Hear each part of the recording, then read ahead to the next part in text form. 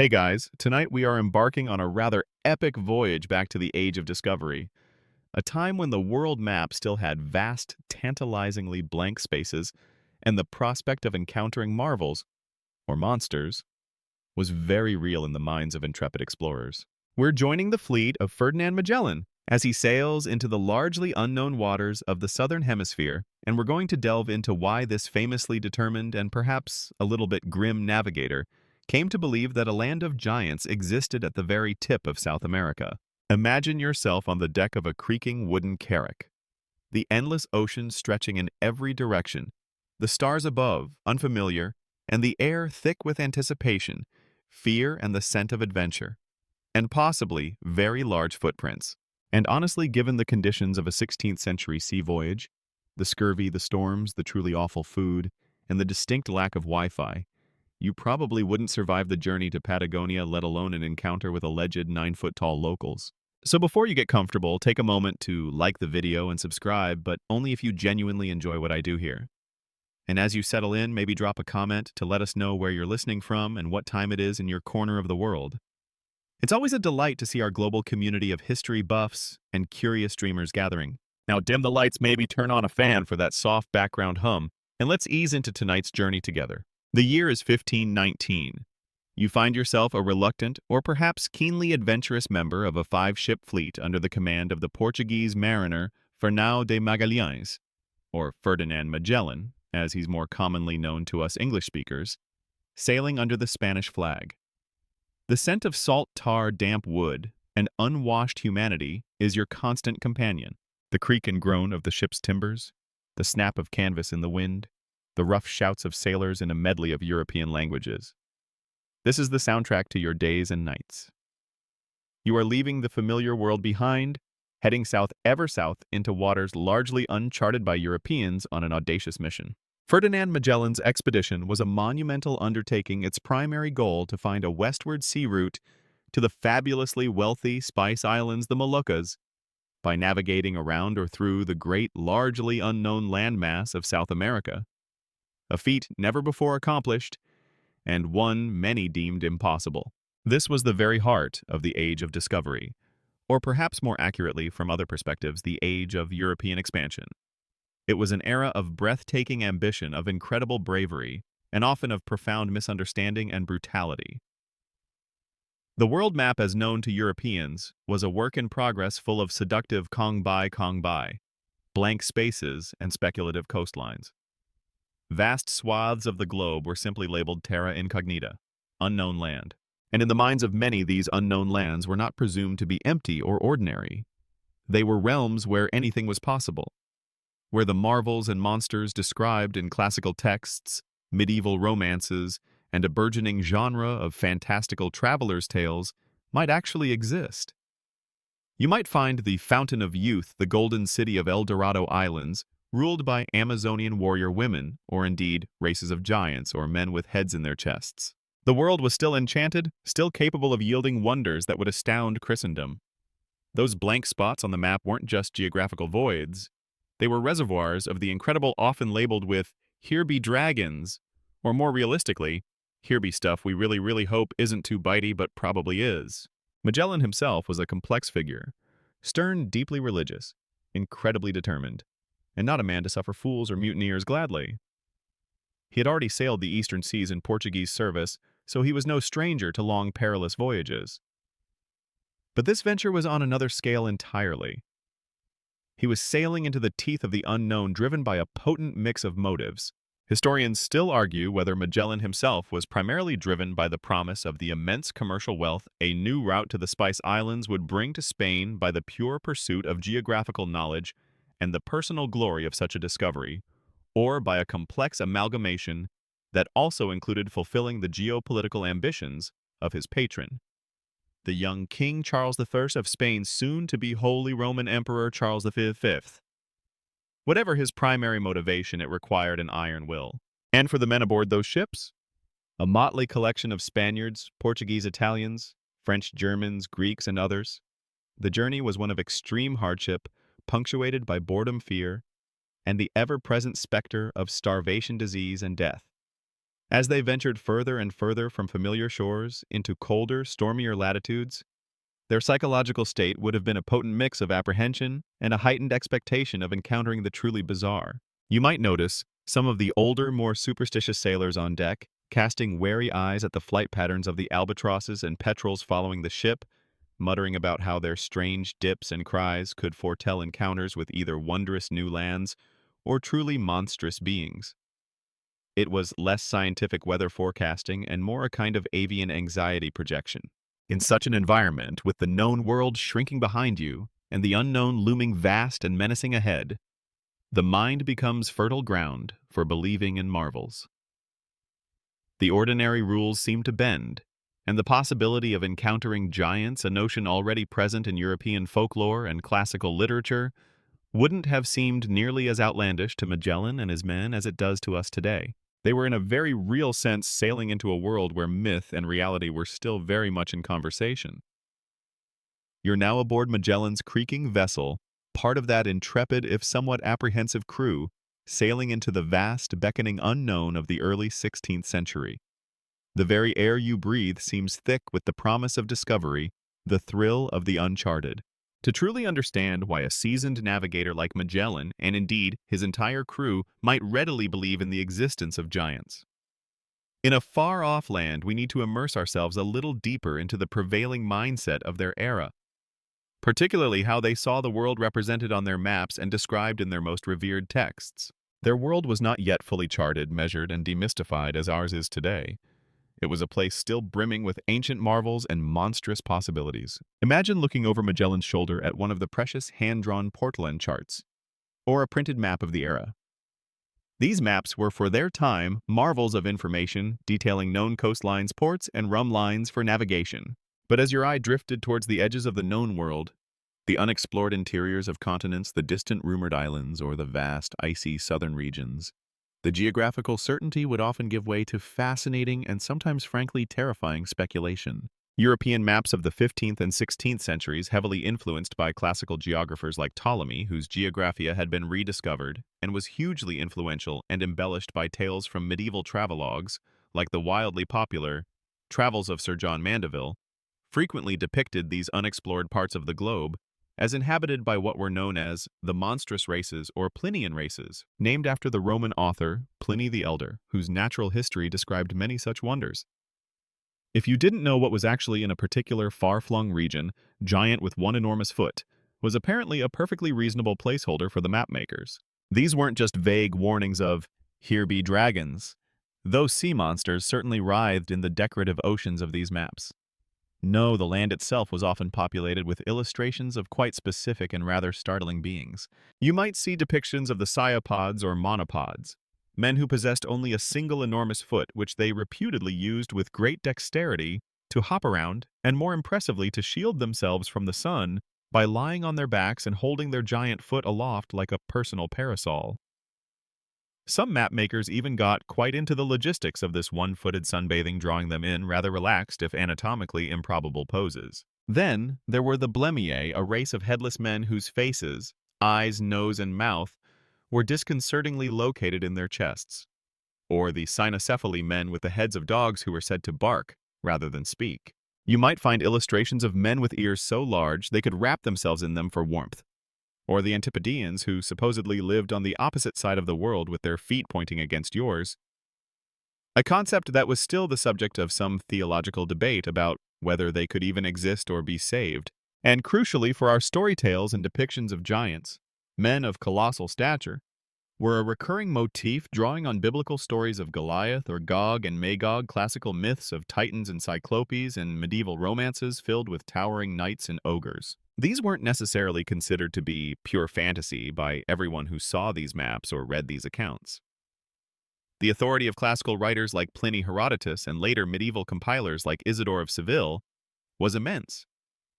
If these respected ancient and medieval scholars described such peoples, then there was a strong presumption that they must exist somewhere, probably in those conveniently distant unexplored lands. The degree to which highly educated individuals and the cartographers of the early 16th century themselves believed in the literal physical existence of all these depicted marvels and monstrous races versus employing them as conventional decorative fillers for unknown regions.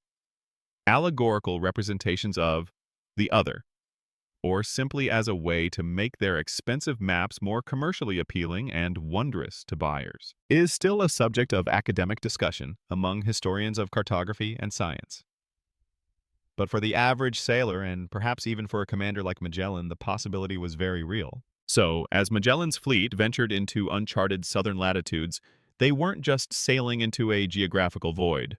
They were sailing into a space that their cultural imagination had already populated with wonders and horrors. They were, in a sense, primed to expect the unexpected, the extraordinary, the monstrous. If you are consistently told that the further you travel from the civilized center of your world, the stranger and more marvelous or terrifying life becomes, then encountering a race of unusually tall people might very easily be interpreted through that lens, magnified into true giantdom. It's a kind of confirmation bias, writ large on a global scale. The explorers were in many ways hoping to find marvels to justify the immense risks and costs of their voyages, and to bring back tales that would astound their royal patrons and the public alike. Magellan and his crew were products of this worldview, sailing with charts that hinted at marvels, and with minds already half expecting to find them. Their world was one where the boundaries between myth and reality, especially at the distant edges of the map, were wonderfully and sometimes dangerously porous. You're now mentally equipped with the 16th century explorer's worldview, your imagination populated with the strange and wondrous creatures that medieval maps and ancient texts promised existed in the uncharted corners of the globe. With such expectations shaping your perception, you, alongside Magellan and his crew, are ready to venture forth. But the journey southward into these largely unknown seas was no gentle cruise towards discovery. It was a grueling, protracted ordeal, an experience that would test the limits of human endurance and quite possibly warp the very lens through which these men viewed the world, making them all the more receptive to believing in the truly bizarre. As Magellan's 5 small ships, the Trinidad, San Antonio, Concepcion, Victoria, and Santiago, left the familiar waters of the Atlantic behind after departing Spain in September 1519, they sailed into a realm of increasing hardship. Imagine the relentless Atlantic storms, towering waves crashing over the decks, the ships groaning and creaking as if they might splinter apart at any moment. You'd be clinging on for dear life, soaked to the bone, the wind howling like a banshee, wondering if each sunrise would be your last. These were not the sleek, powerful vessels of later centuries. They were relatively small, wooden, and profoundly vulnerable to the ocean's fury. Then there was the food and water, or rather the increasingly grim state of it. Fresh provisions spoiled quickly. The water stored in those wooden casks we've discussed in other historical contexts would become slimy and foul, often teeming with things you'd rather not inspect too closely.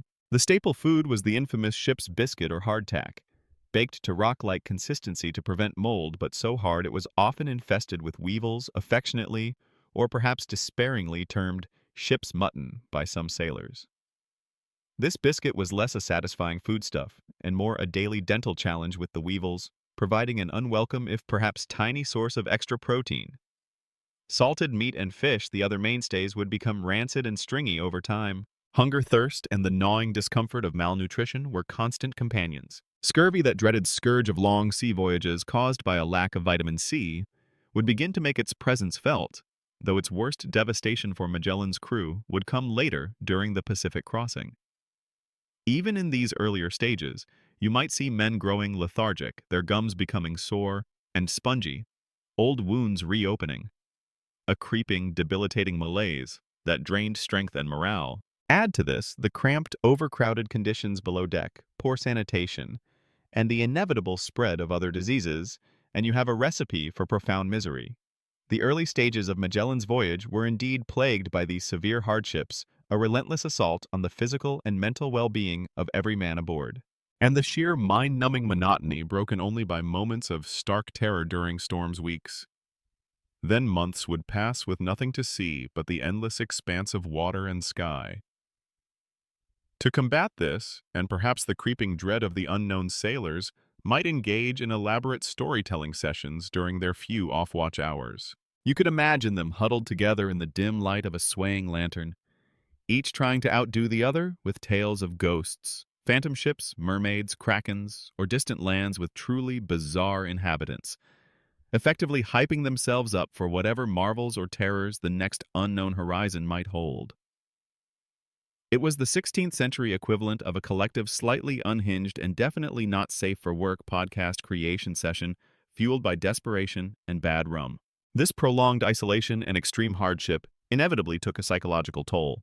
The precise psychological impact that such conditions combined with intense fear and profound separation from the known world had on the observational accuracy and interpretive frameworks of Magellan, his officers, and the common sailors during this arduous voyage is of course difficult to fully quantify from our modern perspective, but it remains a subject of intense interest for maritime historians and historical psychologists. When you are starved, sick, terrified, and utterly cut off from everything familiar, your perception of reality can become flexible. For Magellan, there was an added layer of pressure. As a Portuguese captain commanding a largely Spanish fleet on a Spanish-funded expedition, he faced suspicion, jealousy, and outright hostility from some of his Spanish officers, who resented his authority. This undercurrent of tension boiled over as the fleet reached the coast of what is now Argentina and sought a place to winter over as the southern latitudes grew colder at Port St. Julian. In March of 1520, a full-blown mutiny erupted, led by some of his most senior captains. Magellan's response was swift and ruthless. He suppressed the rebellion with brutal efficiency, executing some ringleaders, marooning others, and reasserting his iron control over the fleet. Magellan's HR department clearly wasn't quite up to snuff in those days, leading to some rather extreme performance reviews with keelhauling or summary execution as potential and often utilized outcomes. This violent internal conflict occurring just before their first reported encounters with the giants would have created an even more charged and volatile atmosphere among the crew. Fear, suspicion, and a desperate need for the voyage to yield something truly remarkable, something to justify all the suffering, the bloodshed, and the risk, would have been palpable as they anchored in that desolate, wind-swept bay at the very edge of what felt like the world, their minds already steeped in tales of monstrous races from those old maps and legends. The crew was perhaps more ready than ever to encounter and to believe in the truly extraordinary. They were sailing into a world that their imaginations and their hardships had already prepared for marvels. You're now anchored in the grim, tense atmosphere of Port St. Julian, that desolate bay on the Patagonian coast in the autumn of 1520. The mutiny has been brutally quashed by Magellan, its leaders executed or marooned, and a heavy pall of fear and resentment hangs over the remaining crew. 2 of the 5 ships have already been lost to rebellion or wreck.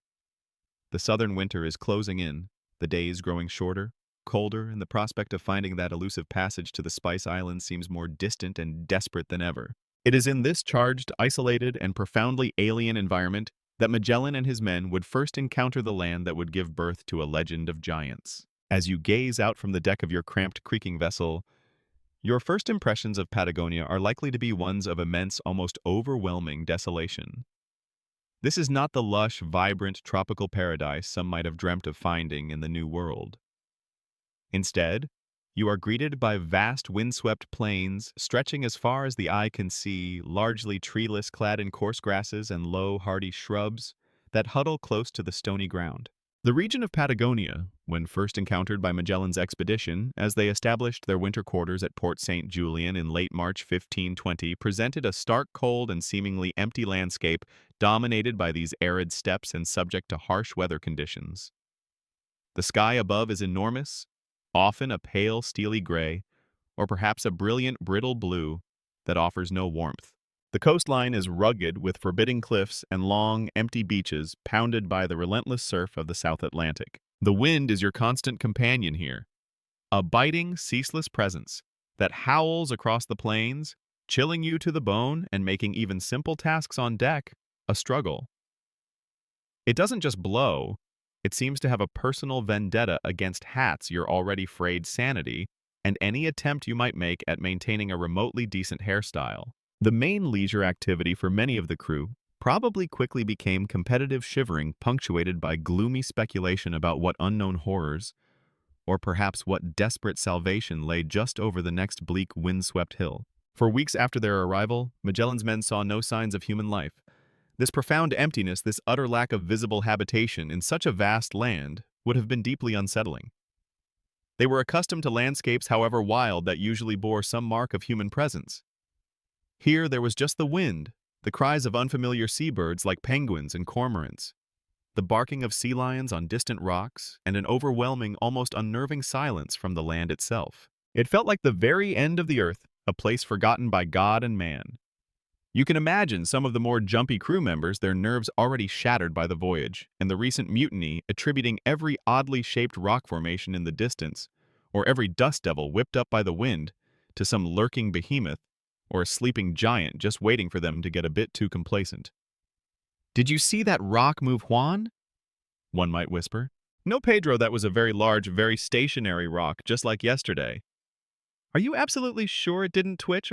This sense of desolation and isolation would have profoundly impacted the psychological state of the crew. Remember those medieval maps we talked about, the ones hinting at monstrous races and bizarre phenomena at the fringes of the known world? This Patagonian landscape, so stark and seemingly empty, could easily have felt like one of those very fringes. A place where the ordinary rules of nature no longer applied, and where anything, including encounters with giants, was not just possible, but perhaps even expected. The initial apparent emptiness of the Patagonian coastline encountered by Magellan's crew at Port St. Julian, whether it was primarily due to the seasonal migration patterns of the indigenous Tehuelche groups moving further inland to escape the coastal winter, the naturally sparse population density of this vast region, or simply the Europeans' limited initial reconnaissance beyond their immediate anchorage, is a point that anthropologists and historical geographers continue to consider. Whatever the reason for Magellan's men, it created a vacuum, and the human mind, especially when stressed and steeped in folklore, abhors a vacuum. It tends to fill it with its own fears and expectations. Some of the more superstitious sailors might have held the belief that such extremely desolate or silent lands were often guarded by powerful unseen spirits, or were places where the veil between the world of the living and other stranger realms was perilously thin. They might have interpreted the strange, echoing cries of seals from hidden coves, or the unfamiliar calls of flightless rheas glimpsed in the distance, as the voices of these uncanny guardians, adding another layer of eerie apprehension to the already intimidating atmosphere. The landscape itself seemed to be watching them, waiting. This vast empty welcome, therefore, was not a neutral experience. It was a powerful psychological primer. The endless plains could make a man feel incredibly small and vulnerable, a tiny speck in an indifferent immensity. Or, for a mind already expecting wonders, it could be a stage perfectly set for the appearance of something truly out of the ordinary, something on a scale that matched the landscape itself. As they huddled in their ships through the increasingly cold days and long nights of that Patagonian autumn and early winter, their rations dwindling, their hopes perhaps fading, the anticipation for something to happen, for some sign, any sign of what this strange new world held, must have been almost unbearable. And it is onto this stage of desolation, tension, and heightened expectation that the first giant would soon make his dramatic entrance. You're now huddled with Magellan's crew in the desolate, windswept haven of Port St. Julian, the Patagonian winter of 1520, biting at your bones. The aftermath of the mutiny still hangs heavy in the air, a grim reminder of Magellan's iron will, and the desperation that simmers just beneath the surface of this long, arduous voyage.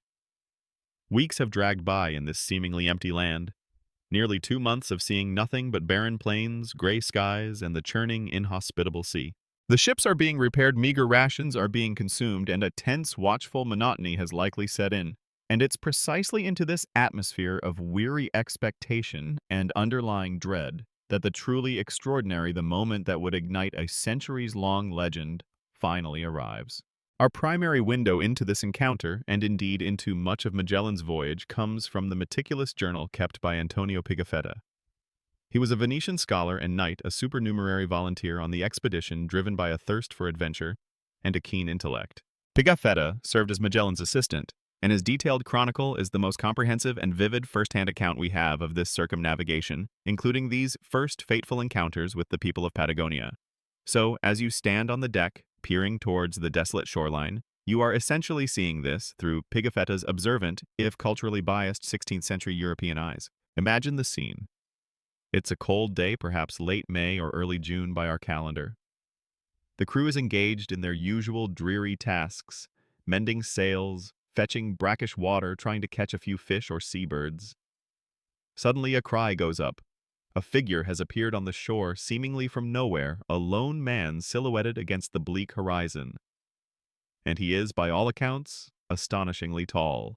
Pigafetta describes him as being so tall that we only came up to his waist, a striking, if almost certainly exaggerated claim. This man wasn't just standing there. He was, according to Pigafetta, dancing and leaping and singing, and while he sang and leaped, he put the sand and dust upon his head. It must have been an utterly bizarre and startling sight for these Europeans so far from home, in a land they believed to be utterly uninhabited. His dance was probably less strictly come dancing, and more, what on earth is that alarming energetic jig, and does it mean he's friendly or about to eat us? From the sailor's immediate perspective, this lone figure was clad in animal skins, his face painted, his feet large and wrapped in furs, an appearance utterly alien to Magellan's men. His sudden materialization, his sheer perceived size, and his strange exuberant behavior would have sent a shockwave of astonishment, fear, and perhaps even a thrill of vindication through the fleet. Here at last was one of the marvels their era had primed them to expect in such remote corners of the earth. Magellan, ever cautious but also undoubtedly intrigued, reacted. He ordered one of his men, a brave or perhaps simply expendable sailor, to go ashore and make contact, instructing him to mimic the man's dancing and gestures as a sign of peace and friendship. Magellan's first contact protocol apparently involved sending one poor fellow out to see if the large, gesticulating stranger was genuinely friendly or just really hangry after a long winter. The sailor did as he was told, and this seemed to reassure the tall man on the shore, who then allowed himself to be led towards a small island where Magellan himself had landed to await developments. The exact date of this pivotal first encounter and the precise sequence of the initial gestures and attempts at communication between Magellan's crew and this lone Patagonian man are subject to some minor variations and interpretations when comparing different scholarly editions and analyses of Pigafetta's original manuscript and other condensed contemporary accounts. But the core of the story, the sudden appearance of a giant, remains consistent. Pigafetta recounts how this man marveled at the ship, at the Europeans' appearance, and at the items they showed him. One particularly charming and very human detail he records is the man's reaction to being shown a looking glass. When this tall Patagonian saw his own reflection for the first time, he was, according to Pigafetta, greatly terrified thereby, and starting back, he overthrew 2 of our men that stood about him. It's a wonderfully candid moment. Not the reaction of some fearsome, monstrous giant, but of someone encountering a piece of technology and a concept, a perfect, clear reflection of oneself completely outside their experience. It's a slightly comical image, this towering figure leaping back in alarm from his own face.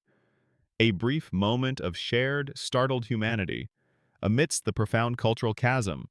From this very first encounter, the label giant was firmly affixed. It wasn't just his height, though, that was clearly impressive to the shorter Europeans of the 16th century. It was his overall build, the unfamiliarity of his attire and painted skin, the otherness of him in this vast, intimidating landscape. They were primed by their maps, their legends, and the sheer psychological pressure of their voyage to see something extraordinary. And in this tall, dancing man on a desolate shore, they found it. The seed of the Patagonian giant legend had been sown not by a monster, but by a man seen through the wide, astonished, and culturally conditioned eyes of Magellan's men. You've just witnessed, through the astonished eyes of Antonio Pigafetta and Magellan's crew, the sudden, almost theatrical appearance of that lone, towering figure on the desolate Patagonian shore. His sheer perceived size, his strange attire of animal skins, and his exuberant dust-throwing dance immediately set him apart, planting the first seeds of the giant legend. But a legend often needs a name to truly take root and flourish. And it was Magellan himself, according to Pigafetta, who bestowed upon these people the evocative and enduring moniker that would forever link them with colossal stature, the Patagoni or Patagonians. And the story behind that name, whether true or a product of later interpretation, only served to amplify the giant myth. Pigafetta. Our diligent chronicler records that Magellan called these people Patagoni. The most popular and widely circulated explanation for this name, the one that has stuck in the public imagination for centuries, is that it derives from the Spanish or Portuguese word pata, meaning foot, or paw, combined with an augmentative suffix like on, effectively meaning big feet or land of the big feet. Dunley. So from this perspective, Magellan wasn't just calling them tall, he was specifically remarking on the impressive size of their feet. It's a bit like assuming anyone who wears a particularly large hat must by definition possess an equally enormous brain. Not always a reliable correlation, as history has occasionally demonstrated. Now, why Big Feet Pigafetta describes the native people as wrapping their feet in the skins of guanacos, a llama-like animal native to the region, for warmth, creating a kind of bulky, oversized footwear. It's easy to imagine how these fur-wrapped extremities, perhaps leaving large splayed prints in the soft sand or mud of the shoreline, could have appeared disproportionately massive to the Europeans, whose own leather shoes would have been more close-fitting. If you encountered people whose footprints looked like they belonged to a small bear, Bigfoot, or Patagon, might indeed seem like a perfectly logical descriptor. This is a mainstream historical fact. The name Patagones, or Patagonians, was bestowed by Magellan's expedition upon the indigenous inhabitants of the region they wintered in. While Antonio Pigafetta's account is the primary source for the name, its precise etymology remains debated, with the most popular and long-standing theory linking it to the Spanish word pata, foot, supposedly referring to the large appearance of their feet, possibly due to their fur-wrapped footwear or large footprints observed by the explorers. Once you've labeled a people the big-footed ones, it's a very short mental leap to assuming everything else about them is proportionally oversized. The name itself becomes a kind of self-fulfilling prophecy in the minds of those who use it and those who hear the tales. It primes the listener, and indeed the observer, to look for and emphasize any evidence of great stature while perhaps downplaying or ignoring contradictory information. The word Patagonian quickly became synonymous with giant in the European consciousness, a powerful linguistic seed from which a mighty legend grew. However, the precise linguistic root and intended meaning of Magellan's term Patagon remain a subject of lively debate and considerable scholarly detective work among historians, linguists, and literary scholars. The big feet theory, while appealingly straightforward, is not without its challengers. Another compelling and rather more romantic theory suggests that Magellan, or perhaps Pigafetta himself, might have drawn the name from a then hugely popular Spanish chivalric romance titled Prima León de Grecia, first published in 1512, just a few years before Magellan's voyage. This epic tale featured a monstrous, savage, dog-headed giant character named Pathagon, or sometimes Patagon. Given that chivalric romances were the blockbuster entertainment of the early 16th century, akin to our superhero movies or fantasy sagas, it's highly probable that Magellan and his educated officers would have been familiar with this character. So upon encountering these tall, wild-looking people in a strange and distant land, they might have exclaimed, "They are like Pathagon," or simply labeled them the Patagons in reference to this literary monster.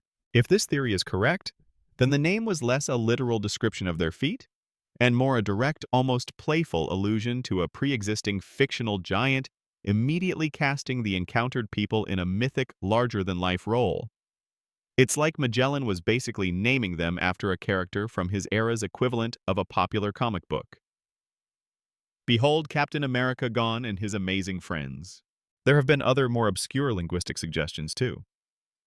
One rather amusing, though thoroughly debunked, folk etymology that circulated in later centuries proposed that Patagones came from Magellan, or one of his men exclaiming in surprise upon seeing their large footprints, something along the lines of "Ah, que patacuna," in Spanish, supposedly meaning, "Ah, what big cub-like paws/feet," which then got mangled and shortened over time. It sounds like a line from a slightly bewildered tourist in a bad comedy sketch trying to describe a large dog, but it illustrates how eagerly people sought to reinforce that Bigfoot connection, however tenuous the linguistic gymnastics involved. Regardless of which etymological theory holds the most truth, whether it was genuinely about observed big feet, a literary nod to a fictional giant, or something else entirely, the power of the name Patagonian was immense.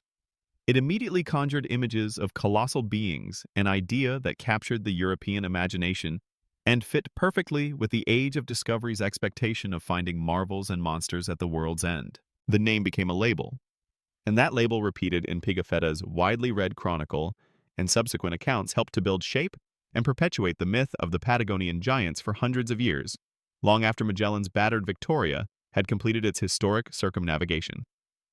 It was a name that promised something extraordinary, and for centuries many were more than willing to believe. You're now standing on the shores of Port St. Julian, the name Patagon, with all its big-footed, giant-implying connotations, freshly coined by Magellan or echoing in his mind from some chivalric romance. This label, whether a descriptive attempt or a literary flourish, has already begun to shape the European perception of the people they are about to interact with more closely. That first lone figure with his startling dance and imposing stature was just the prelude. Now, as more of Magellan's men venture ashore, or as more of these Patagons emerge from the desolate landscape, the surreal and cautious first encounters begin in earnest. Imagine the scene still through the observant, if inevitably biased, eyes of Antonio Pigafetta. That first tall man having been somewhat reassured by the sailor who mimicked his enthusiastic dust-throwing dance. A performance that was probably less a culturally sensitive greeting and more a "What in the name of all that is holy are those floating wooden islands with weird pale things on them?" dances eventually coaxed towards Magellan. Perhaps he's lured by the sight of unfamiliar trinkets, or simply by an overwhelming curiosity that overcomes his initial apprehension. He is brought aboard one of the ships or to Magellan's temporary encampment on a small island in the bay. The sheer size of the vessel, its complex rigging, its cannons, all would have been utterly alien, and no doubt awe-inspiring or perhaps terrifying to someone from a non-maritime nomadic culture. Communication, of course, is a significant hurdle. There's no shared language, no convenient translation app for 16th century Patagonian dialects. Every interaction is a slow, painstaking process of gestures, pointing, and mimicry with ample room for misunderstanding on both sides.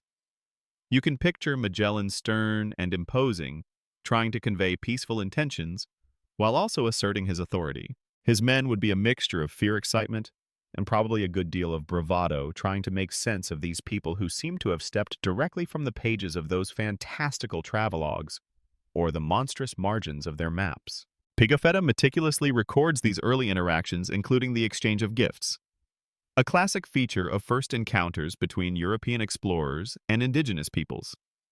During these initial peaceful meetings at Port St. Julian, Magellan's men offered the Patagonian individuals food and drink from their own dwindling stores, and more enticingly, European trinkets. Small hawk's bells that tinkled merrily, little round mirrors that threw back distorted reflections of their painted faces, brightly colored glass beads, and simple combs. Items of little intrinsic value to the Europeans, but sources of immense wonder and delight to people who had never seen such things. Pigafetta amusingly describes one of the tall men being so utterly captivated by a small steel looking-glass that he carefully guarded it, clutching it as if it were a great treasure, perhaps thinking he'd managed to capture a tiny, very handsome, and surprisingly pale European soul within its reflective surface. It was the 16th century equivalent of being gifted the latest smartphone, eliciting a similar level of astonished fascination. In return, the Patagonians offered what they had, perhaps pieces of guanaco meat, or demonstrated their skills with their bows and arrows. These exchanges, however small, were crucial stepping stones, fragile bridges across a vast cultural and linguistic divide. The Patagonians got a comb and a few shiny beads.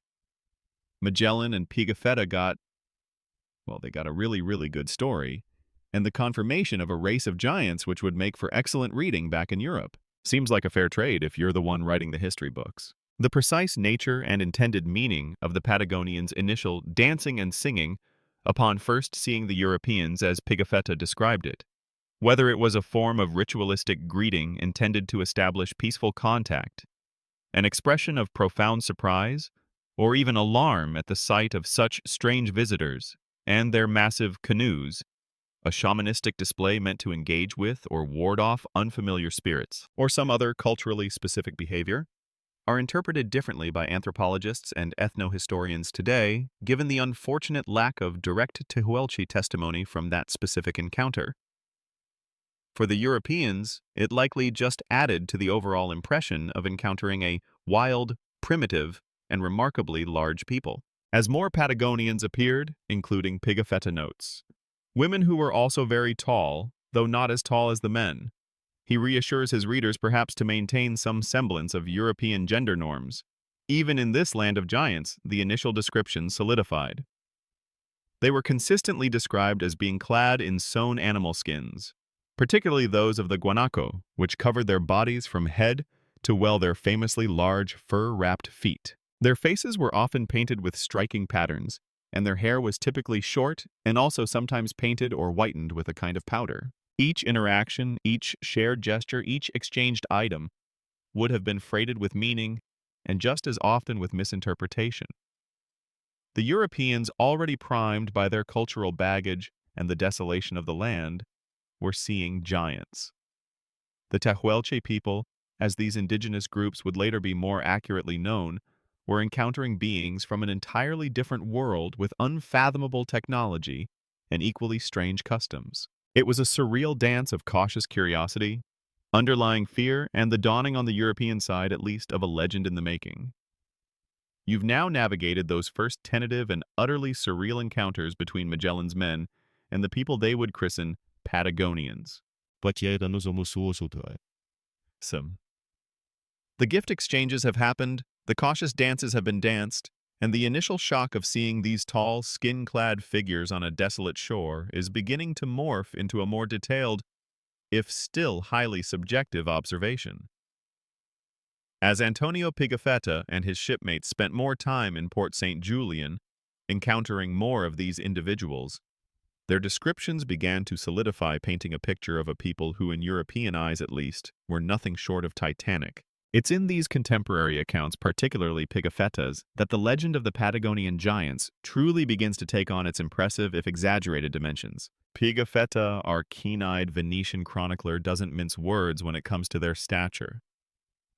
He famously and repeatedly describes the Patagonians as being of such immense height that an average European man, and 16th century Europeans were on average a bit shorter than many modern populations, only reached their waist or at best their chest. He even attempts a more precise, if still somewhat dubious estimation, suggesting somewhere around 9 or 10 spans tall, which, depending on how you interpret a span, the distance from the tip of the thumb to the tip of the little finger, when the hand is spread, could translate to anywhere from 7 to over 9 or even 12 feet. His internal measuring tape might have been slightly recalibrated by sheer astonishment, the desire to report marvels back home, and perhaps a touch of, I really want this story to be amazing when I tell it at parties. The reliability of Pigafetta's specific estimations of the Patagonians' height and how much these figures were a result of genuine observation of exceptionally tall individuals from the Tehuelche groups.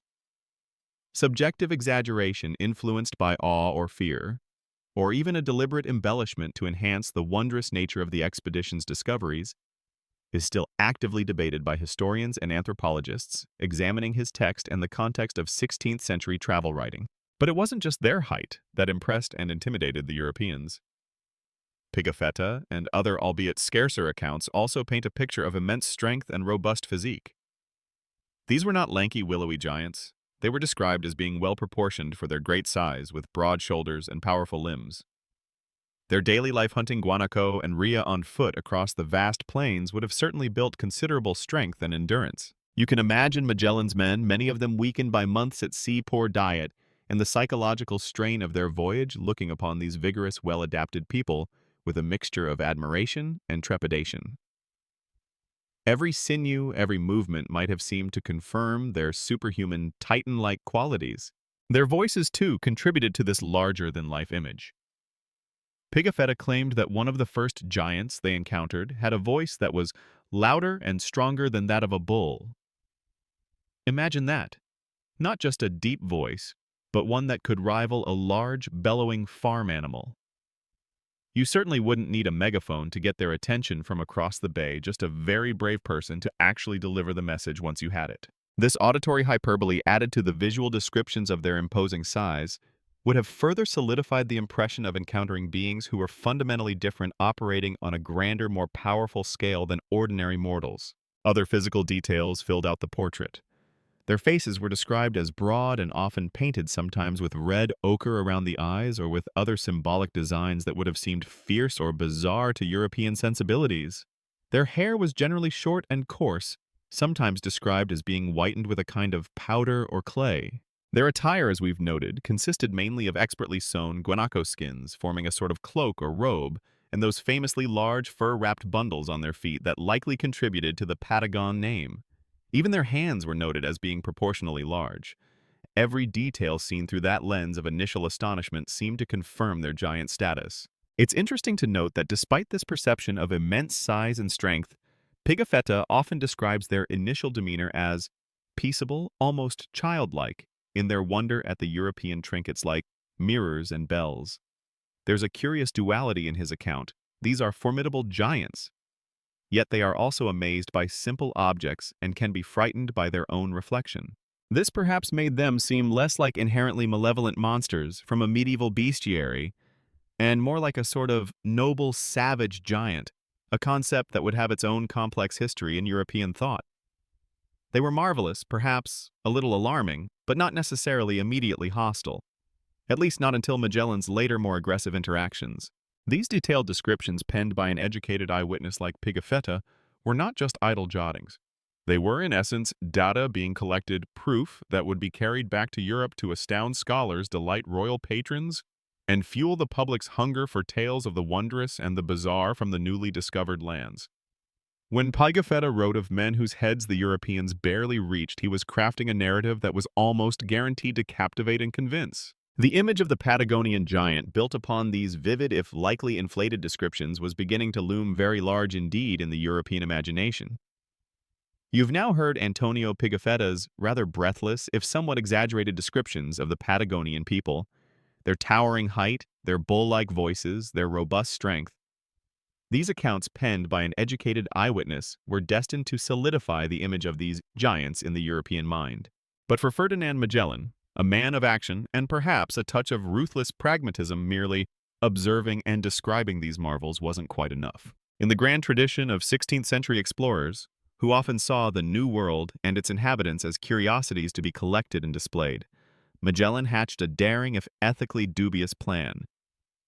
He decided he wanted to capture a couple of these Patagoni and bring them back to Spain as living proof of his discoveries and no doubt as spectacular trophies for his royal patron, King Charles I. This desire to bring back souvenirs, be they exotic plants, strange animals, or tragically human beings, was a common, if often dark, aspect of the Age of Discovery.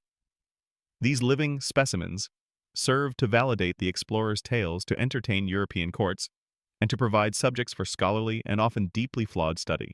Magellan, for all his navigational genius, was a man of his time, and the thought of presenting a pair of bona fide South American giants to the Spanish king must have seemed like a masterstroke, a way to secure his fame and perhaps further funding for future ventures. His stated reason, according to Pigafetta, was so that they might learn our language, that we might thereafter be able to have their friendship and make them Christians. A noble sentiment on the surface, perhaps, but one that conveniently overlooked the rather coercive methods involved. So after some weeks of these cautious, intermittent interactions and small gift exchanges at Port St. Julian, Magellan set his plan in motion. He aimed to capture two of the younger, seemingly stronger and healthier Patagonian men. The method, as detailed by Pigafetta, was one of cunning deception. You can imagine the scene. Magellan's men approached two such individuals, perhaps luring them with a particularly enticing array of European trinkets. They load these two Patagonians up with gifts: knives, small round mirrors, tinkling hawk's bells, strings of brightly colored glass beads, pressing item after item into their large hands until they can hold no more. Their arms are literally full of these novelties. Then came the masterstroke of treachery. The Europeans produced a set of iron leg shackles, the kind used to restrain prisoners. These heavy, clanking manacles were presented not as instruments of bondage, but as yet another fascinating gift. The Patagonians, according to Pigafetta, were apparently quite taken with the look of the polished iron, perhaps seeing it as another desirable ornament. They indicated through gestures that they would like these too, but their hands were already full of the other presents. No problem. Magellan's men essentially communicated, "We'll put them on your legs for you so you don't have to carry them." and the Patagonians in what Pigafetta describes with a hint of condescension as their simplicity, and ignorance of such devices apparently agreed, allowing the shackles to be clamped around their ankles. Not exactly the souvenir they were hoping for, one imagines. Oh, lovely iron anklets! Do they come with a matching ball and chain, or is that extra? The moment of realization when those heavy iron rings were securely fastened and they understood they were trapped must have been terrifying. Pigafetta recounts that when the two captured men perceived the treachery, they began to struggle and roar, like bulls. He even notes that one of them, in his distress, called out loudly to Setebos, whom Pigafetta understood to be their great devil or chief deity. This mention of Setebos is a fascinating little cultural crumb, one of the few specific names from their language recorded, and a name that would later find its way rather unexpectedly into Shakespeare's play The Tempest, as the god worshipped by the character Caliban. So even in their capture, these giants were contributing to future European literary marvels, albeit involuntarily. The strength of these two captured men, even when shackled, was reportedly immense, requiring many of Magellan's crew to subdue them. This struggle, this display of raw power against the odds, would only have further cemented the Europeans' belief in their extraordinary giant-like capabilities. Meanwhile, other Patagonians who witnessed the capture from a distance, or who soon found out what had happened, were understandably enraged. Any semblance of peaceful relations was shattered. Pigafetta describes how their companions on the shore attempted a rescue, firing arrows at the longboat carrying the captives back to the ships, one of which unfortunately wounded a European sailor in the thigh. It was less, "Let's sit down and discuss this unfortunate misunderstanding over a cup of non-existent tea," and more, "You've just made a very large, very angry, and now very well-armed enemy." The ethical considerations of Magellan's decision to forcibly capture these Patagonian individuals, and how this act aligns with, or deviates from, the broader context of 16th century European colonial encounter protocols and attitudes towards indigenous peoples, continue to be analyzed and debated by historians. By the standards of his own era, it might have been seen by some as a justifiable, if harsh, means to an end, acquiring valuable specimens and potential interpreters. By modern standards, of course, it's an unambiguous act of kidnapping and betrayal. Tragically, Magellan's plan to present these giants to the Spanish court never came to fruition. Neither of the two captured men survived the grueling voyage ahead. One, whom the Spaniards had christened Paul because he was captured on the feast of St. Paul's Conversion, a rather ironic naming given the circumstances, died during the arduous crossing of the Pacific Ocean, likely from disease, malnutrition, and despair. The other, according to some accounts, survived a little longer, perhaps even reaching the Spice Islands, but also perished before the Victoria made its way back to Spain. The living proof of Patagonian giants was lost to the sea, leaving only Pigafetta's vivid and undoubtedly embellished written account to carry the legend forward. Magellan's approach to intercultural gift-giving and specimen collection clearly needed some significant work, especially the surprise bondage and international kidnapping section of his diplomatic protocol. You've just witnessed Magellan's rather cunning and undeniably treacherous plan to capture two of the so-called Patagonian giants, unfold a plan that ended any semblance of peaceful relations and tragically doomed the captives. This act of forcibly taking human beings as living souvenirs or specimens seems shocking to our modern sensibilities, but to understand why Magellan and his men not only did this, but also so readily believed they were dealing with actual giants in the first place, we need to try and peer through their eyes, through the powerful, often distorting cultural lens of 16th century Europeans. Their perceptions were not ours. They were shaped by a unique set of beliefs, assumptions, and a worldview that saw otherness in ways that often led directly to misunderstanding and misrepresentation. When Magellan's fleet sailed, Europe was in the throes of the Renaissance and the early stages of the Age of Discovery. But the medieval mindset, with its strong religious orthodoxies and its reliance on ancient authorities, still held considerable sway.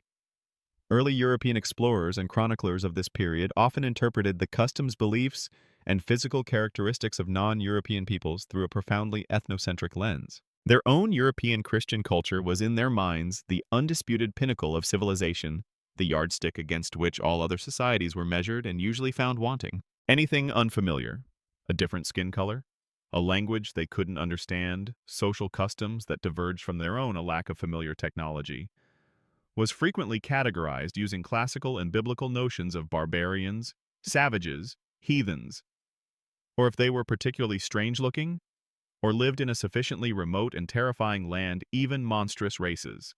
Imagine yourself a 16th century sailor steeped in these ideas.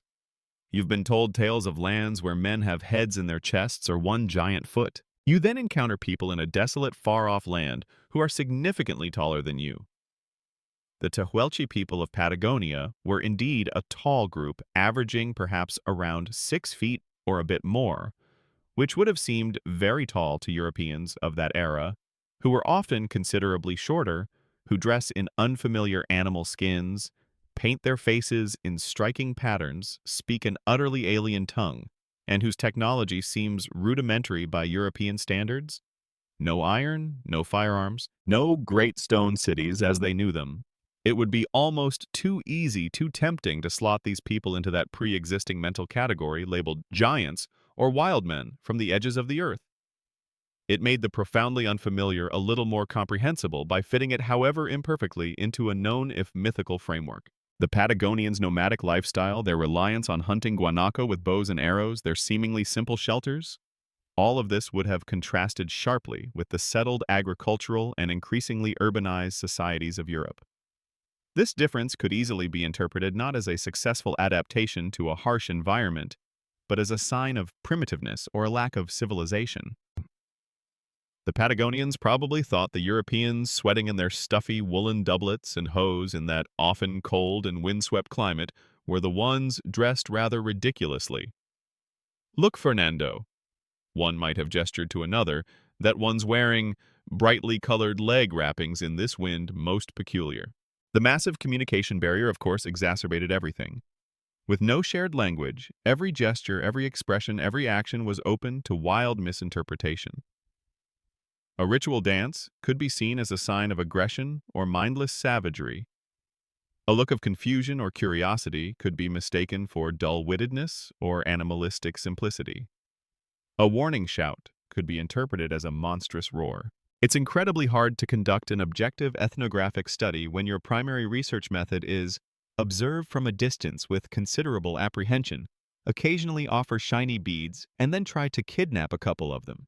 Antonio Pigafetta's chronicle, for all its invaluable detail, and its author's keen observational skills, is undeniably a product of its time and its author's cultural baggage. The extent to which his detailed account of the Patagonians consciously or unconsciously filtered and framed his observations to align with prevailing European stereotypes of wild men at the world's end, or to specifically enhance the marvelousness, and thus the importance of Magellan's discoveries for his European audience, is a key area of ongoing post-colonial critique and literary analysis of his text. When he describes their simplicity in being tricked by the gift of shackles or identifies their deity, Setebos, as their great devil, he is interpreting their culture and beliefs through a distinctly European Christian filter, one that automatically positions them as naive, pagan others. Sometimes European explorers of this era, when encountering an indigenous ritual they didn't understand, perhaps one involving masks, chanting, or ecstatic movement,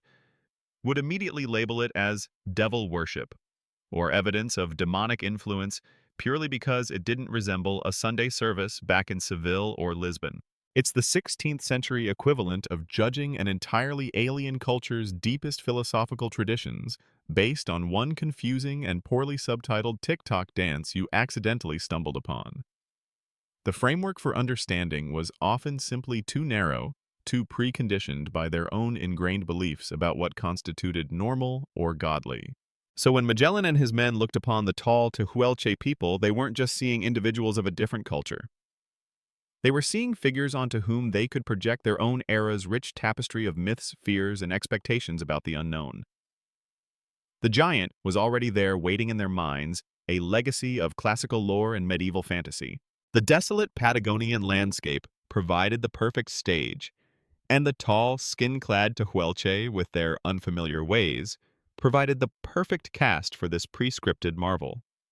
You're now looking at the tall, skin-clad people of Patagonia through the somewhat distorting, culturally conditioned lens of a 16th century European like Magellan, or his chronicler, Pigafetta.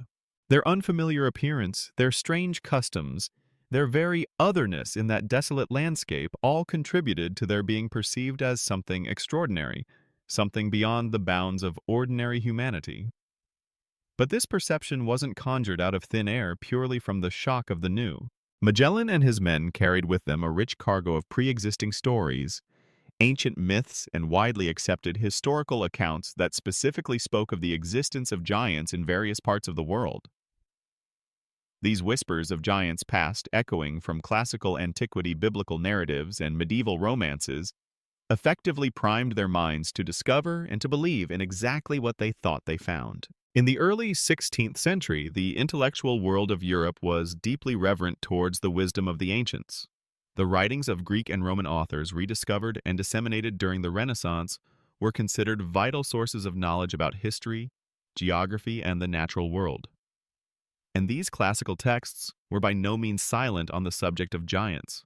Greek mythology, for instance, was filled with colossal beings, the Titans who battled Zeus for control of the cosmos, the Cyclopes, one-eyed giants like Polyphemus, who famously had a rather unfortunate encounter with Odysseus, and the Gigantes themselves, monstrous earthborn beings, who also waged war against the Olympian gods. These weren't just quaint fireside tales. They were foundational stories that educated Europeans knew well. If such beings existed in the heroic past of their own cultural ancestors, why not in unexplored distant lands today? Then there were the Roman authors, like Pliny the Elder, whose encyclopedic natural history was a treasure trove of information and misinformation about the world. Pliny described various marvelous and monstrous races reputed to live at the fringes of the known world, including at times peoples of exceptional height. His work was considered an authoritative scientific text for centuries, lending credence to the possibility of encountering such human variations. Even more potent and unquestionable for the deeply religious society of 16th century Europe were the accounts of giants found within the Bible itself. The book of Genesis speaks of the Nephilim, or Gibborim, described as giants in the earth in those days, mighty men which were of old men of renown. The story of David and Goliath, the Philistine giant, felled by a shepherd boy's sling, was one of the most famous tales in the Old Testament. Other passages mention giant clans like the Anakim or the Rephaim, for Magellan and his crew who would have attended Mass regularly, and whose worldview was profoundly shaped by Christian doctrine. These biblical references were not allegories. They were historical facts. If the Holy Scriptures attested to the existence of giants in antiquity, then finding their descendants or other giant races in some remote corner of God's creation was entirely plausible. If the Bible and Homer both say there were giants, who were they to argue, especially when there's a very tall chap right over there wearing what appears to be an entire guanaco for a coat? Beyond classical and biblical sources, the medieval period had contributed its own rich layer of giant lore. Arthurian legends and other chivalric romances, the popular fiction of their day, frequently featured heroic knights battling fearsome giants who guarded castles or terrorized the countryside. And then there was the immensely popular, if largely fabricated, 14th century travelogue, The Travels of Sir John Mandeville. This book, which purported to be a first-hand account of journeys through the East, was a bestseller across Europe, translated into numerous languages. Mandeville described a plethora of marvels, including various monstrous races, and yes, giants of formidable size and strength, living in distant lands like India or Cathay. It was basically the 16th century equivalent of a viral internet travel blog full of amazing stories, half of which were probably cooked up over a tankard of ale, but which many readers took as gospel truth. Remember that chivalric romance, Prima Leon de Gracia, we discussed in relation to the naming of Patagonia, the one featuring the dog-headed giant Patagonian? That's another perfect example of how contemporary popular literature reinforced the idea of giants being a real possibility in unexplored territories. It's like us going to Mars and if we found some big shaggy creatures immediately thinking of Wookiees. The cultural template was already there. There was even a curious belief in some parts of medieval and Renaissance Europe that finding unusually large fossilized bones, which we now know belonged to extinct megafauna like mammoths, mastodons, or even dinosaurs, were actual giants' bones, physical proof of their historical existence. If you dug up a massive femur, you weren't thinking long-extinct proboscidean. You were much more likely thinking Goliath's great-uncle Thagmor had a really bad day right here. This kind of evidence further cemented the belief. The direct influence of specific classical, biblical, or medieval romance narratives about giants on Ferdinand Magellan's personal beliefs and his interpretation of the Patagonian encounter versus a more generalized cultural acceptance of such possibilities circulating among his crew and contemporaries is difficult to trace with absolute certainty from the available historical records. Magellan wasn't exactly keeping a dream journal about which specific giant myth was on his mind, but it's undeniable that he and his men were products of a culture saturated with such stories. These tales weren't just entertainment. They formed part of their understanding of how the world worked, what it contained, and what marvels might lie just beyond the next horizon. They were, in a very real sense, preconditioned to find giants. The whispers of giants past were a constant, subtle hum in the background of their great adventure. You're now thoroughly steeped in the rich broth of ancient myths and medieval romances that simmered in the minds of Magellan and his crew, a cultural backdrop where giants were not just figures of fantasy, but plausible inhabitants of the world's unexplored edges. This pre-existing belief system was a powerful lens, but it wasn't just ancient stories and old maps that primed them to see giants in Patagonia. The very experience of their grueling, isolated voyage, the profound psychological pressures of sailing into the vast, terrifying unknown would have further magnified their perceptions and fueled their readiness to believe in the extraordinary. Fear, after all, has a remarkable way of stretching the truth in a very long shadow. Imagine yourself months at sea, completely cut off from your known world. There are no letters from home, no reassuring news from familiar shores, no way to call for help if disaster strikes. You are a tiny speck of humanity adrift on an immense indifferent ocean aboard a fragile wooden vessel. The extreme psychological pressures faced by sailors on such long voyages during the Age of Discovery were immense, including profound isolation, the constant threat of mortal danger, gnawing uncertainty about their location, and ultimate fate, and the stress of encountering utterly unfamiliar environments and peoples. This wasn't a pleasure cruise with shuffleboard and a midnight buffet. This was a relentless struggle for survival against overwhelming odds. The fear of the unknown was a constant oppressive companion. Beyond the monsters depicted on their charts, there were very real navigational dangers. They were sailing in uncharted waters with no reliable maps of currents, hidden reefs, or safe anchorages. The southern latitudes brought with them terrifying storms, mountainous waves, and bone-chilling cold. The idea of sailing off the edge of a flat Earth had largely been dispelled among educated navigators like Magellan. But for some of the less educated crew, that primal fear might still have lingered. And even if the world was round, who knew what horrors lay on its underside or at its icy extremities? Then there was the fear of what or who they might encounter on land. Would the native peoples be friendly or hostile cannibals, as so many lurid tales suggested? Would the land itself be fertile and welcoming or cursed and barren, perhaps guarded by malevolent spirits? There was a common sailor's belief in those days that certain desolate stretches of ocean, particularly those far from any known land, were haunted by phantom islands that would appear and then vanish, luring unsuspecting ships to their doom, or that the eerie, groaning sounds of shifting ice in far southern waters were the actual lamentations of trapped souls or monstrous sea beasts. It's frankly amazing they managed to get any sleep at all with all that to worry about on top of the bad food and the even worse company. In such a state of heightened anxiety and prolonged stress, human perception can become remarkably pliable. Unusual sights or sounds, things that in a more familiar or secure environment might be dismissed or rationally explained, could easily be interpreted as threatening or supernatural. A distant whale breaching might be mistaken for a sea serpent. A flock of unfamiliar birds with strange calls might seem like an ill omen. And a group of people who are notably taller than oneself, encountered in a desolate land after months of hardship and anticipation of marvels, could very easily be magnified in the mind's eye into true giants. Their version of a stress ball was probably just gripping the nearest bit of rigging very, very tightly and fervently, praying to every saint they could recall, perhaps even inventing a few new ones on the spot just for good measure. Group psychology would also have played a significant role. On a ship especially, one as isolated and stressed as Magellan's, rumors and beliefs could spread like wildfire. If one influential or highly respected crew member, say an officer or even Magellan himself, declared that they had seen a giant, or that the encountered people were indeed of colossal stature, it would be much harder for others to dissent even if their own eyes told them something slightly less dramatic. Shared fear, shared wonder, and the desire to be part of a momentous discovery could lead to a collective reinforcement of belief. If one excited sailor shouted, "Giant squirrel with flaming teeth," with enough conviction you can bet a few others would probably start seeing, or at least claiming to see similar fiery-tailed rodents, if only to be on the safe side or not miss out on the excitement.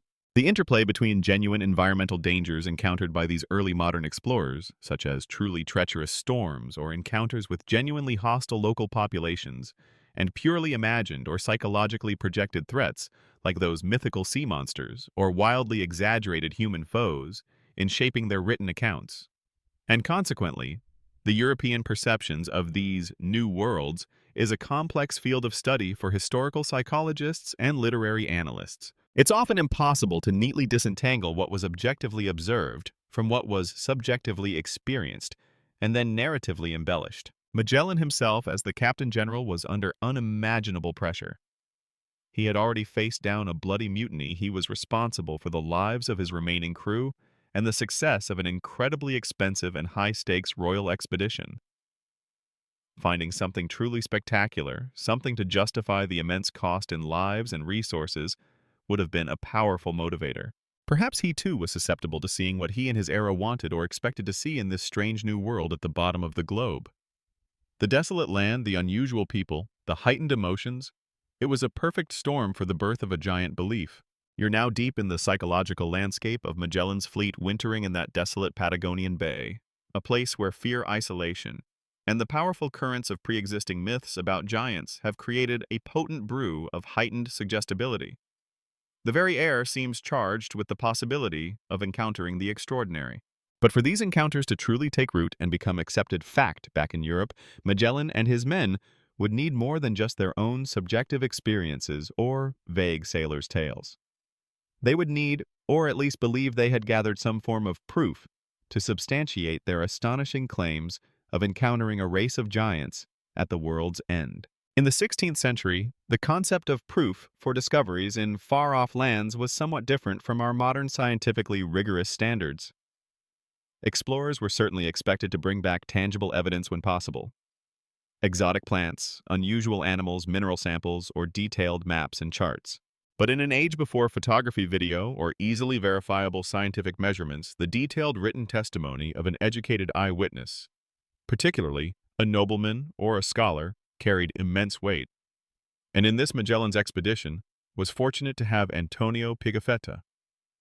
His meticulous journal, filled with descriptions of the Patagonians, became the primary textual proof that fueled the belief in these South American giants for centuries to come. So what evidence did Pigafetta's account, and by extension Magellan's expedition, offer to a curious and marvel-hungry Europe? Firstly, there were his very specific, if, as we've discussed, likely exaggerated descriptions of their physical stature. The repeated claim that an average European man only reached the waist or chest of these individuals was a powerful, easily visualized image. His estimations of their height, whether 7, 9, or even more feet, would have been presented not as wild guesses, but as the considered observations of a man who had stood or cowered right next to them. His internal measuring tape might have been slightly influenced by the sheer awe of the encounter, but his written words would be taken as near gospel by many. Then there were the footprints. Remember the name Patagon, popularly believed to mean big feet? It's highly probable that Magellan's men, once primed by the name or by their initial sightings, would have actively looked for and perhaps readily found evidence of unusually large footprints in the sand or soft earth along the shoreline. The Tehuelche people, with their guanaco skin foot coverings, would indeed have left a larger, somewhat splayed track than a shod European. To a mind already expecting giants, these oversized prints would seem like undeniable corroboration. See, you can almost hear a sailor exclaim, "The tracks of a veritable colossus." No ordinary mortal leaves such a crater. Pigafetta's descriptions of their immense strength and their booming, bull-like voices also served as supporting evidence. Anecdotes of the captured Patagonian struggles, how it took multiple strong European sailors to subdue even one shackled giant, would be recounted with wide eyes back in Seville, further cementing their superhuman image. These weren't just tall, slender folk. These were powerful, robust beings, titans in both stature and strength according to the narrative being crafted. Did they collect any physical artifacts that seemed to belong to giants? While Pigafetta doesn't detail a museum's worth of oversized Patagonian possessions, he does describe their guanaco skin cloaks and their fur-wrapped footwear. If any samples of these were hypothetically brought back to Europe, perhaps a discarded moccasin or a piece of their attire, and they seemed unusually large or crudely fashioned to European eyes unfamiliar with their construction or intended use in a harsh climate, these too might have been presented or misinterpreted as further evidence of their owner's gigantic size. Imagine a sailor eager to impress, finding an unusually large discarded guanaco jawbone on the beach and triumphantly presenting it back on the ship. Look, lads, the very jawbone of a Patagonian child giant. They clearly start 'em young and big down here in the land of frosty receptions. Confirmation bias, as we know, can do wonders for your amateur fossil identification skills. The veracity and interpretation of such anecdotal proofs mentioned in early explorer accounts, such as reports of unusually large footprints or discarded artifacts like oversized skin cloaks attributed to the Patagonians, are often difficult to verify independently and are subject to considerable scholarly skepticism regarding their direct correlation to actual human gigantism. A large footprint in soft sand can be misleading. An animal's skin cloak designed for warmth in a frigid climate will naturally be bulky. Of course, the ultimate irrefutable proof Magellan intended to bring back was the living, breathing bodies of the two captured Patagonian men.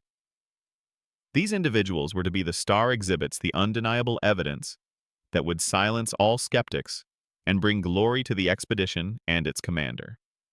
Their tragic deaths at sea, as we've noted, meant that this prime piece of living evidence was lost. This loss, ironically, may have done more for the legend of the giants than their actual presentation at the Spanish court ever could have.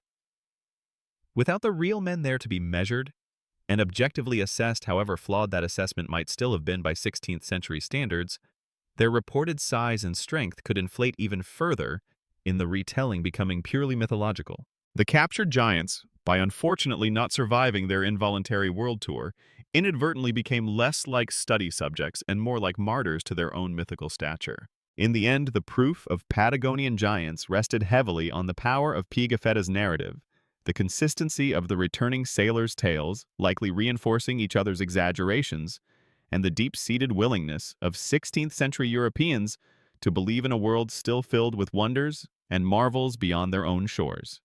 If enough credible people say they saw a unicorn, eventually someone is going to start selling authentic unicorn horn polish. Belief, especially in an age hungry for the extraordinary, is a remarkably powerful market force, and Magellan's men were bringing back a story that Europe was more than ready to buy. You're now standing in the rather grim aftermath of Magellan's decision to capture two Patagonian giants, an act that ensured no further peaceful gift exchanges, only mutual suspicion and hostility. The intended living proof of these colossal beings tragically perished before they could ever reach the shores of Spain and astound King Charles's court. But this loss of physical evidence paradoxically did little to dampen the burgeoning legend. In fact, it may have even fanned its flames, because what did survive and what would prove to be incredibly potent was the detailed, seemingly eyewitness account penned by our diligent Venetian chronicler Antonio Pigafetta. His vivid narrative, once it reached Europe, would ensure that the Patagonian giants didn't just fade into obscure sailors' lore. They would stride confidently onto the world stage, captivating the European imagination for centuries to come. First, however, the tattered remnants of Magellan's once proud fleet had to actually make it back. As you know, Magellan himself met his end in the Philippines in 1521, a long way from Patagonia, and an even longer way from the Spice Islands he so desperately sought via a western route. After numerous further hardships, desertions, and battles, only one of the original 5 ships, the Victoria, under the command of Juan Sebastian Elcano, finally limped back into Seville in September 1522, having achieved the first circumnavigation of the globe. And among the handful of gaunt, scurvy-ravaged survivors who stumbled ashore was Antonio Pigafetta, clutching his precious detailed journal. This journal, often titled Relazione del primo viaggio intorno al mondo, Report on the First Voyage Around the World, was an absolute sensation. While its complete, unadulterated publication would take many years, summaries, extracts, and translations into various European languages began to circulate relatively quickly. It was a riveting tale of adventure, discovery, hardship, and exotic encounters the likes of which Europe had rarely seen. And one of the most talked about, most wondrous, and most readily believed sections was, of course, the detailed description of their sojourn in Patagonia and their encounters with the giants who dwelled there. Pigafetta's detailed written account, filled with those specific, if likely exaggerated descriptions of their immense height, their bull-like voices, their fur-wrapped feet, and their simple amazement at European trinkets, became the primary evidence that fueled and cemented the belief in Patagonian giants for well over 200 years. Imagine the impact of these tales in a Europe hungry for news from the expanding world, an audience already primed by classical texts and medieval romances to believe in monstrous races and distant marvels. Pigafetta's account wasn't just a vague rumor. It was presented as the factual observation of an educated man, a knight who had been there, who had seen them with his own eyes. He wrote with a captivating blend of detail and wonder, describing their appearance, their customs as he interpreted them, their diet. He claimed they ate raw meat and drank the blood of guanacos, adding to their savage image and, of course, their astonishing size. His words painted a vivid, almost irresistible picture, and so the legend took firm hold. Mapmakers eager to fill the still vast blank spaces of South America with intriguing details began to inscribe Patagonia Regio Gigantum, Patagonia region of giants, or similar labels across the southern tip of the continent. For generations, if you looked at a map of the world, you would see this land explicitly identified as the home of giants. Subsequent explorers who ventured into those waters often went with the expectation of encountering these colossal beings, and their reports, whether confirming, modifying, or even eventually debunking the myth, kept the story alive. Figures like Sir Francis Drake and Thomas Cavendish in the late 16th century, and later voyagers in the 17th and 18th centuries, like John Byron, grandfather of the poet Lord Byron, whose account of encountering tall Patagonians earned him the nickname Foul-Weather Jack, but also briefly reignited the giant craze. All contributed their own observations, some more sober than others. Later explorers were probably a bit disappointed when they finally arrived. Right then, where are the 9-foot-tall chaps who eat raw meat and roar like bulls? These fellows are merely very, very tall and seem quite reasonable. Hardly worth writing home about. Unless, of course, I embellish my account just a tad for the folks back in London. Early European illustrations based on these textual descriptions, often created by artists who had never left their European studios, let alone seen a Patagonian, further solidified the image of the giants in the popular imagination. These depictions, sometimes appearing in editions of Pigafetta's work, or in popular collections of voyages, often showed the Patagonians with wildly exaggerated proportions, sometimes looking like giant, rather grumpy and heavily furred European peasants, or occasionally with almost comically oversized hands and feet to really lean into that Patagon etymology. One can imagine an early illustrator given a vague prompt like, "Giant lives at cold end of world wears furs," possibly shouts like "bull," coming up with something akin to a 16th century AI image generator's best slightly confused effort.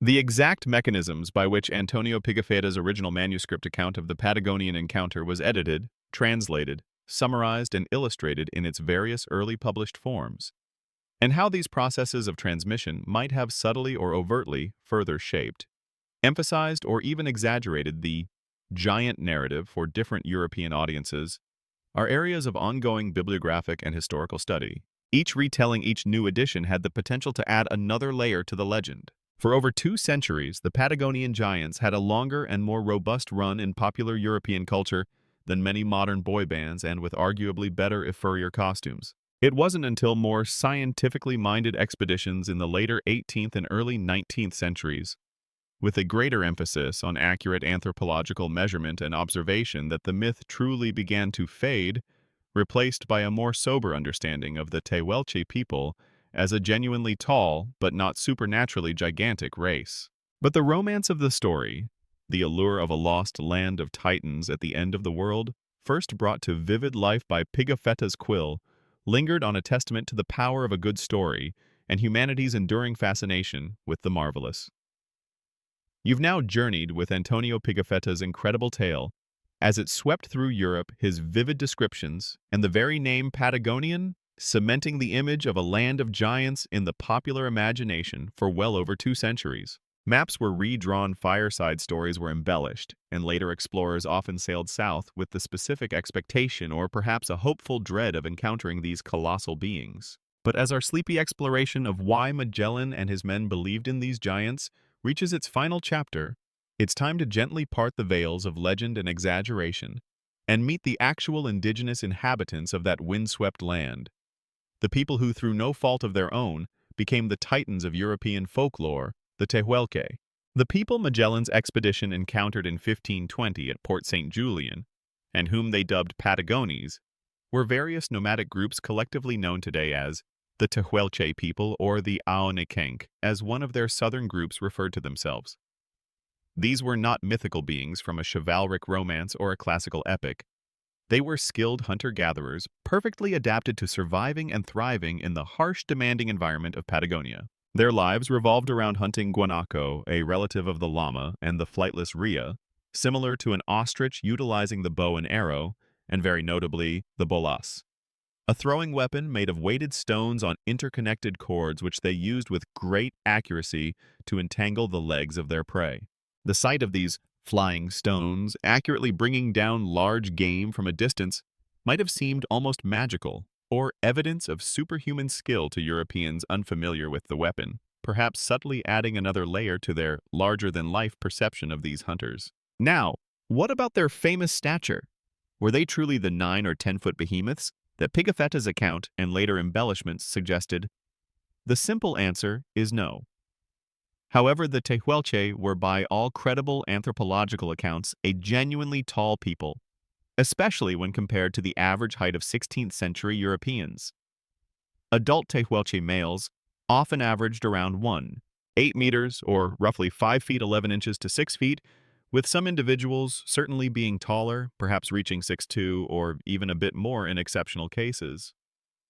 In an era when the average European sailor might stand closer to 5'3" or 5'5", encountering people who consistently topped 6 feet would have been undeniably striking. They weren't fee-fi-fo-fum, I smell the blood of a scurvy-ridden Englishman giants, but more like, wow, you chaps are consistently winning at basketball if basketball had been invented yet, and if we weren't all about to engage in some tragic cultural misunderstandings, tall. So, how did this significant but not supernatural height difference get magnified into the legend of true giants?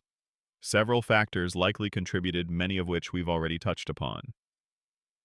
There was the initial shock and awe of encountering such physically imposing people in a strange and desolate land. There was the cultural preconditioning, the expectation of finding marvels and monsters. There was the difficulty of accurate measurement and the tendency towards exaggeration in travelers' tales. A good story was, after all, a valuable commodity. The Tehuelche's bulky clothing, those expertly sewn guanaco skin cloaks called kai or chonenke, worn with the fur, turned inwards for warmth, and their large fur-wrapped footwear sonke would have made them appear even larger and more imposing than they actually were. And of course, the power of a catchy name like Patagon, with its Bigfoot connotations, certainly helped. It turns out, they looked really tall to us relatively short, scurvy-ridden sailors who were expecting marvels. Doesn't have quite the same dramatic ring as, there be giants here. Less map-worthy, perhaps.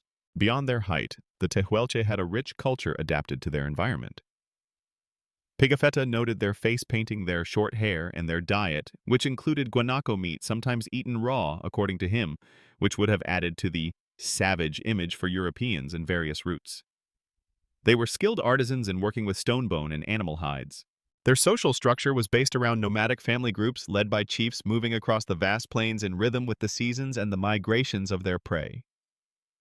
Tehuelche oral traditions, though not recorded in detail until much later, speak of their own cosmology, their spirits, and their own encounters with the first Europeans, sometimes referring to them as pale spirits or people from the sea, reflecting their own sense of encountering the strange and other.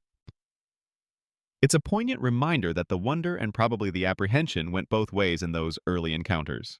The precise demographic makeup, linguistic variations, and intergroup relations among the various nomadic hunter-gatherer groups collectively known as the Tehuelche. In the early 16th century, prior to major European disruption, are still subjects of ongoing research and reconstruction by anthropologists and ethnohistorians, relying on limited early accounts and later archaeological and linguistic evidence. What is clear is that they were a resilient and resourceful people, the true inhabitants of that land Magellan stumbled upon. The tragedy, of course, is that the legend of the Patagonian giants often overshadowed the reality of the Tehuelche people themselves. For centuries, they were viewed through this fantastical lens more as objects of curiosity or monstrous myth than as a complex human society with their own history and culture. And like so many indigenous populations around the world subsequent European contact, the introduction of new diseases, encroachment on their lands, and violent conflict led to a drastic decline in their numbers and the eventual erosion of their traditional way of life.